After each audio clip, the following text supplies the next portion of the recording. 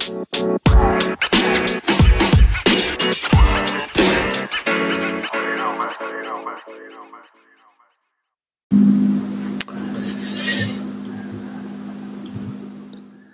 right, everyone. Welcome back to another episode of the Business Blast podcast.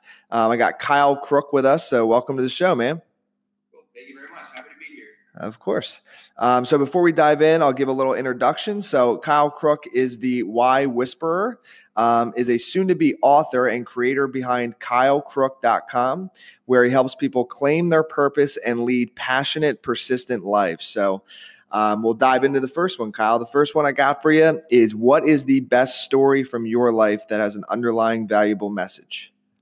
I would say kind of a progressive story from my life is how I overcame social anxiety. So all the way until high school, undergrad, and college, I never hung out with people I didn't think I would add value to them, and I just had a lot of limiting beliefs and wasn't really able to go to parties, go to events, or really interact with anyone my age. And then kind of over time, as I got out of the working world, went back for my MBA as well, I just, kind of had, said, hey, you can show up to parties and events. You don't have to talk to anyone. You can just be there and stand around. So I started doing that, and I felt awkward just standing around. So then I would go and talk to people. And over time, I really developed an enjoyment and a pleasure and appreciation of other people and of being in community with them. So there was never an aha moment for me. And I think that's kind of the best part of it, is that a lot of things in life, the best things come. There's not a kind of a momentary decision that changes it, but it's every day. If you push yourself outside your comfort zone and stay consistent and kind of build on that, you'll be able to counteract any limiting beliefs. So now, to be honest, I wouldn't say that I'm the best at parties or any events like that, but I definitely enjoy interacting with people. So the best story for me was being able to overcome those limiting beliefs or social anxiety, to put myself out there and actually find a new love and a new passion for people and for socializing with them.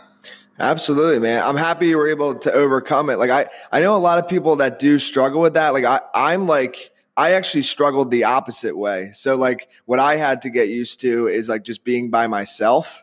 Like I'm a natural extrovert. So like for me, like even like writing, like being by myself and writing was like really difficult.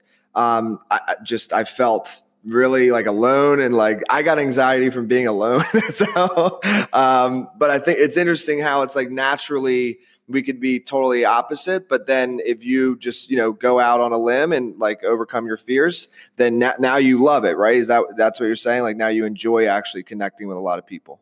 Absolutely. It's, fear is a lot, in your head, your limiting beliefs. And now I generally enjoy talking to people. Yeah. I'm the best at it. I want to ever be the best, but I, found a passion for people, and, send me to, Wadapalooza, the CrossFit event this weekend with a bunch of people in a crowd, and I'll, have a blast. Yeah.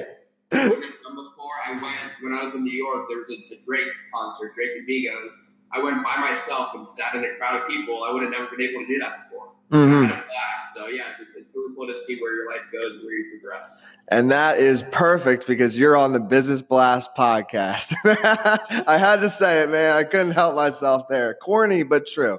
So we'll go to the next one. The next one is, what is the most valuable piece of information we should know that's within your expertise or industry? So by day, I'm an organizational change management consultant. And by night, I'm a content creator working on motivation and personal development. So what I heard from a teacher in undergrad, he said the more things change, the more things stay the same. So it's great to be in change management and understand the newest technology, the newest trends, whether it's Oracle, SAP, XYZ. But really, when it comes down to a personal development, kind of fundamental human level, the basics are the basics. They've been the fundamentals for years. It's consistent, work hard, trust the process over the outcome of the results. People get really bogged down into the newest trends and try to kind of optimize their morning routine and do X, Y, and Z, when really, for hundreds of years, it's been the same basic principles are, get your rest, work hard every day, before you move on to the next thing, so on and so forth. And the basic personal development principles are still there. It's just that common sense really isn't common practice. There's not a quick fix, and it'd take years to form overnight successes. So overall, I would say what really sticks out to me is the more things change, the more they stay the same. So instead of getting caught up in the newest trend or fad, just get back to the basics, to the fundamentals. Even though it's not as sexy as other things are, it'll lead to sexy results down the road. I agree, man. One of the biggest things is sleep. Is like, and it was cool because I got to interview. Are you familiar with Gary Vaynerchuk? Yes. Oh, okay. Yeah. So I got to interview him, and I've probably been watching him now for like 3-4 years. And like I went down a path of following his hustle, but I was like not getting a lot of sleep. And I actually started to get, and I don't know if this was all the cause, but I started to get like panic attacks. It was really strange. I didn't know what was happening, but my health was like not going well. And then actually when I interviewed him, it was interesting where he kind of said like he still gets, the appropriate amount of sleep. So it's not just like working 24/7. It's like, what do you do with the hours that you have available? And like sleep is one of the most important things to even operate at a high level. So, and again, it's like so basic, but it's like, I think a lot of people, when they're like working really hard, trying to get to that next level, they like forget about the simple things that like, well, listen, man, even if you work 4 more hours, but you only got 4 hours of sleep, you're probably not going to be as productive. So it doesn't work out that way. So you should just get your sleep and then, work for less hours, but more productively. Exactly. It's time management in there. I've met one person legitimately who can thrive on 2 or 3 hours of sleep. That is not the norm. No way, dude. That's crazy. I want to meet this person. She does. She will write, tens of pages of, books and TV scripts and do a bunch of other stuff during the day. It's absolutely insane. Wow. All right. Well, let me know. Maybe I want to have her on the show too. Maybe that's crazy. Oh, she can talk your ear off for hours. I like it. Jaw will be dropped the entire time. All right. So my next one for you is, what's your best piece of overall business advice? It's kind of boring and kind of hackneyed at this point, but it really is to stay consistent. I see a lot of people who are focused on the result, on the outcome. They say, okay, I want $1 million in the next 2 years. I want to, lose 50 pounds in the next year, which is great. But they don't focus on the process or focus on loving the process. So I've become it allows me to be much more consistent and much more present on a daily basis and then focus on the process. So I'm writing my book.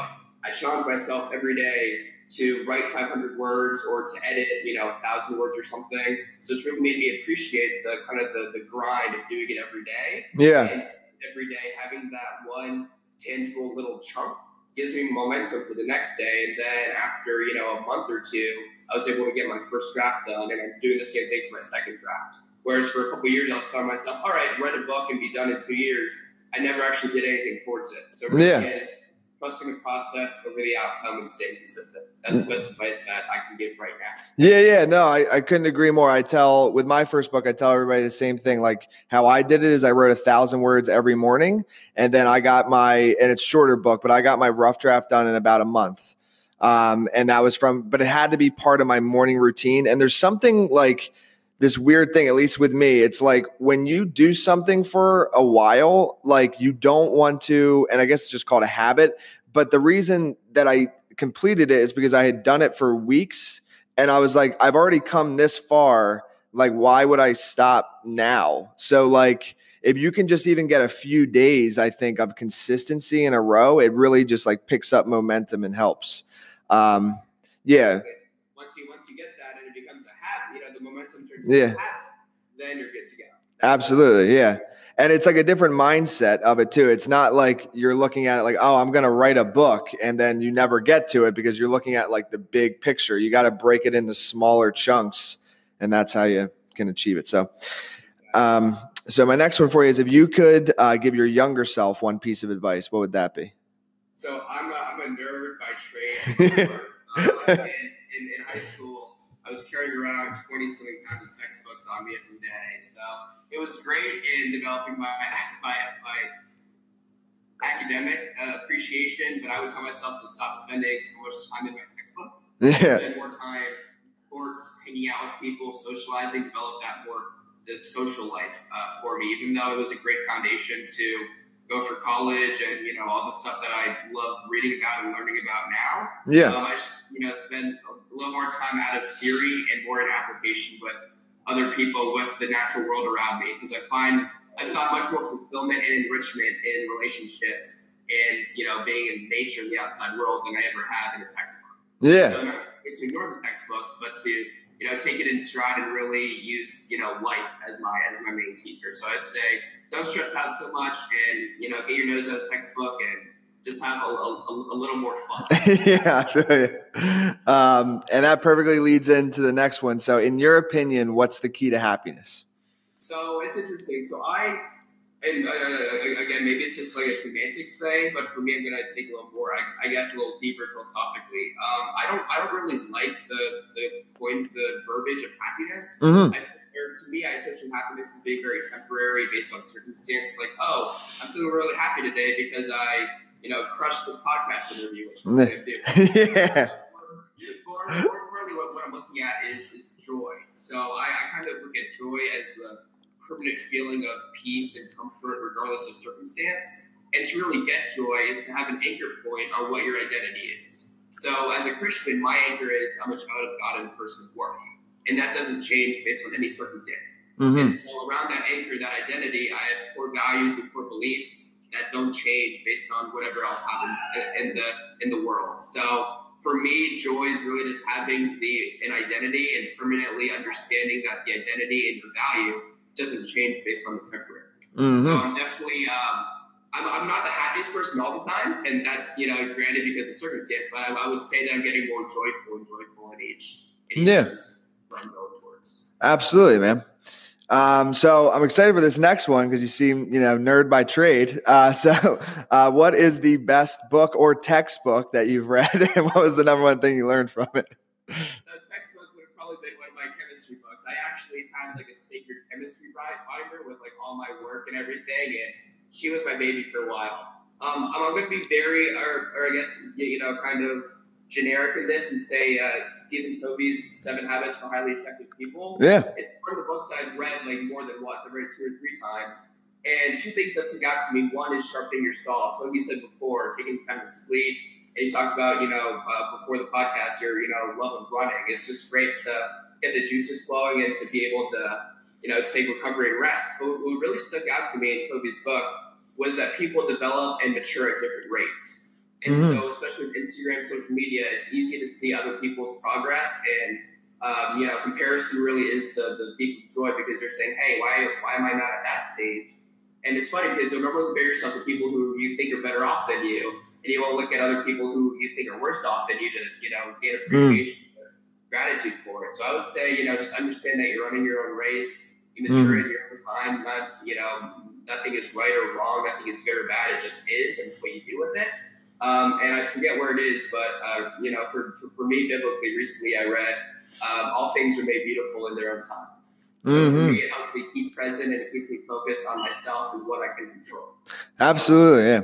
Yeah, I agree. And I think one thing to really remember as well is that a lot of social media is a highlight reel. So you can't take Instagram, you can't think that that's actually that person's life all the time, because it's just nobody's all the time. Yeah, right. I think you maybe you just die from ecstasy. You'd be all the time. I don't know. So, and you may have already said it, but my next one is, what's your favorite quote and why? So recently I came across it from Anthony Hopkins. I forget the exact quote, but paraphrase is essentially expect nothing and accept everything. Mm-hmm. So, and expecting nothing is really great at managing expectations, not just for others, but for yourself. And then accept everything just, is a sense of empowerment and ownership. I can only control, what I do and how I respond to other things. So everything that happens outside of that, just accept it as is and be the best that you can with it. So expect nothing, accept everything. That's been a mantra for me lately. Yeah, I like that, man. That's awesome. Well, dude, thank you for coming on. The last one I got for you is, where can our listeners best connect with you online? Perfect. Yeah. So you said before, the website at KyleCrooke.com. I've got a blog there. I keep it consistently updated, and I've got my services and offerings for content and all that good stuff. LinkedIn, I'm happy to connect. Just look me up, Kyle Crooke, the Y Whisperer. I'll show up there. And then Instagram as well. I'm at claim_your_purpose. So at claim your purpose. I put inspirational fitness videos on there and other motivational personal development stuff too. Perfect, man. Thank you again for coming on. Awesome. Thank you so much, Tyler. Appreciate it. The podcast you just heard was made using Anchor. Ever thought about making your own podcast? Anchor makes it really easy for anyone to get started. It's a one-stop shop for recording, hosting, and distributing podcasts. Best of all, it's 100% free. Sign up now at anchor.fm/new. That's anchor.fm/new to get started.